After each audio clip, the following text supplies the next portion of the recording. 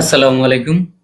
আজকের এই পর্বে আমি আলোচনা করব ইউআরএল নিয়ে। ইউআরএল এটা আসলে কি? এটার ফুল মিনিং হলো ইউনিফর্ম রিসোর্স লোকেটর। আমরা ওয়েবসাইটে যে কোনো জিনিস বিভিন্ন ওয়েবসাইটে অর্থাৎ গুগল সার্চ ইঞ্জিনে বিভিন্ন ওয়েবসাইটের নাম ধরে সার্চ করি, বিভিন্ন আইডি ধরে সার্চ করি।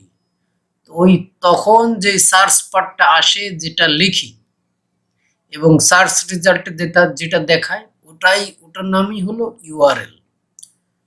তো এটা ইউআরএল এর ছোট্ট একটু ডিসক্রিপশন দেওয়া যায় যে web browser request page from web server বা ইউজিং ইউআরএল। এই ইউআরএল ইউজ করে আমরা ব্রাউজারে ওয়েব সার্ভারে রিকোয়েস্ট করতে পারি যে আমি এটা চাচ্ছি, এটা আমাকে দাও। তো এখানে আমি এটা বোঝানোর জন্য রকুমারি.com এর ওয়েবসাইট থেকে ছোট্ট একটা লিঙ্ক নিয়ে চলে এসেছি। দেখুন এইখানেই এটাই হলো আমাদের ইউআরএল। এখানে দেখুন আমি এই বিষয়টা প্রত্যেকটি বিষয়টা ছোট ছোট করে একটু ভেঙে ভেঙে বোঝানোর চেষ্টা করব যে আসলে কোনটার মিনিংস কি। দেখুন এইখানে HTTPS এটা একটা অংশ, এটার মানে হলো হাইপার টেক্সট ট্রান্সফার প্রোটোকল। এটা দ্বারা মানে এইটার নাম হলো স্কিম। আমাদের এই যে এই অংশটা এটা সাধারণত দেখায় না, সার্চ করার সময় এটা হিডেন থাকে। এটার নাম হলো হাইপার টেক্সট ট্রান্সফার প্রোটোকল এবং এর পরের অংশটা হলো www। তিনটা ডব্লিউ মানে ওয়ার্ল্ড ওয়াইড ওয়েব, এটা হলো প্রিফিক্স। দেন এর পরের অংশটা হলো ডোমেইন। আপনি যে নির্দিষ্ট একটা নামে সার্চ করবেন সেই নামটা, যেমন রকমারি.com, google.com, youtube.com, এইভাবে এই অংশটাকে বলা হয় ডোমেইন।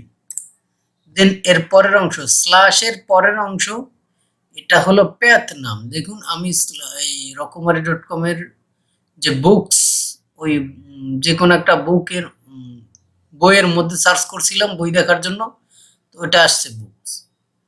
দেন এই শেষের অংশটার নাম হলো ফাইল নেম। ফাইল নেম এখানে ফাইল নেম না, যেহেতু ওয়েব ব্রাউজারে বা নির্দিষ্ট একটা ফাইলে আমি খুঁজছিলাম বা একটা বুক খুঁজছিলাম, তোমরা ওটার আইডি দিয়ে দিছে। আমি পুরোপুরিটা একসাথে দেখি। নিচে দেখুন যে স্কিম থাকে, এর সাথে প্রিফিক্স থাকে, ডোমেইন থাকে, ডোমেইনের পরে একটা পোর্ট থাকে। পোর্টটা অবশ্যই হিডেন থাকে। অনলাইন যেগুলো ইউআরএল আমরা যখন কাজ করছি দেখবেন যে উপরে 5000 পোর্টে আমাদের HTML ফাইলগুলো রান করছিল। তো ওইখানে পোর্টটা দেখায় গেছে, বা পোর্ট নিয়ে আমরা আরো বিস্তারিত সামনে দেখতে পারবো, তখন বিস্তারিত বুঝবেন। আপাতত এগুলো নাম বুঝেন। দেন তারপরে প্যাথ যেটা এইখানে আছে, আমি হলো রেখা টেনে টেনে আপনাদের দেখিয়ে দিয়েছি বিষয়টা, এবং সর্বশেষটা ফাইল নেম। এইটাই হলো আমাদের আজকের ইউআরএল পর্ব। আমি আর হলো কোডিং করে দেখাচ্ছি না, এটা থেকে আপনারা আপাতত বেসিকটা বুঝে নেন।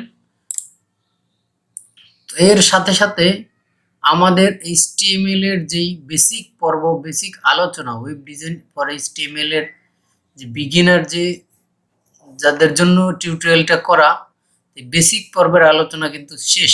এখন আপনারা HTML যতটুকু জানেন এর দ্বারাই আপনি ওয়েব ডিজাইন করতে পারবেন। এরপরে আমাদের এই প্লে লিস্টেই এটা নিয়ে আসার চেষ্টা করছিলাম। আমাদের এর পরের প্লে লিস্টটা হবে CSS এর উপরে, অর্থাৎ ওয়েব ডিজাইন। ওয়েবসাইটটাকে আমি বলছিলাম HTML দ্বারা শুধু কঙ্কাল তৈরি হয়। আমরা কঙ্কালের মধ্যে বিভিন্ন শরীর যেরকম কঙ্কালের উপরে শরীরে মাংস থাকে, তো মাংস বিভিন্ন ডিজাইন, বিভিন্ন স্থানে বিভিন্ন রকম মাংস থাকে, বিভিন্ন স্টাইল, বিভিন্ন ক্যাটাগরিতে। ওইগুলোই সাধারণত CSS এ শিখব। CSS এর আর একটা মিনিং আপনারা হলো দেখতে পারবেন যে CSS ধরুন আপনার একটা হলো বিউটি পার্লার দিলেন, তো বিউটি পার্লার প্রত্যেকের চাহিদা অনুযায়ী আপনারা কিন্তু তারা বিউটি পার্লার যারা কাজ করে তারা কিন্তু সাজাই দেয়। যার যা চাহিদা অনুযায়ী প্যাকেজ থাকে, এই প্যাকেজে এই জিনিস দেয়া থাকবে। ওইরকম একটা জিনিস যে জাস্ট মেকআপ, মেকআপ বললে ভুল হবে না। এখানে আমি আপনাদের জন্য এই পরিশ্রমটা চালিয়ে যাব যতদিন না পর্যন্ত আপনারা একটা সার্টেইন লেভেল পর্যন্ত যান।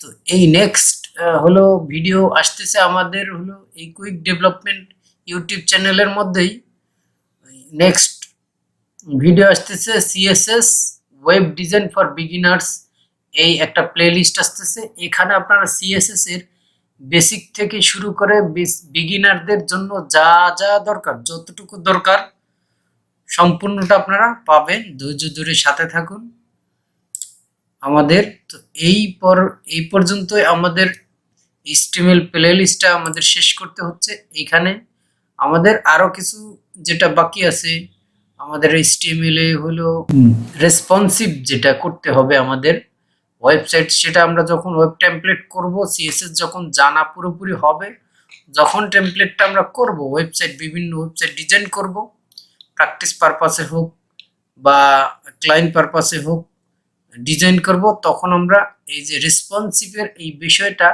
আমরা তখন আলোচনা করব। কারণ এখন আলোচনা করলে আপনারা বুঝবেন না, কারণ আপনারা শুধু ওয়েব ডিজাইনের একটা পার্ট শেখা হয়েছে। ওয়েব ডিজাইন করতে হলে আমি প্রথমে দেখিয়েছি HTML, CSS এবং জাভাস্ক্রিপ্ট লাগে। আমরা শুধু HTML পার্টটা শিখছি। তো এটা দ্বারা আমরা মোটামুটি ওয়েবসাইটটা আমরা একটা দাঁড় করতে পারছি।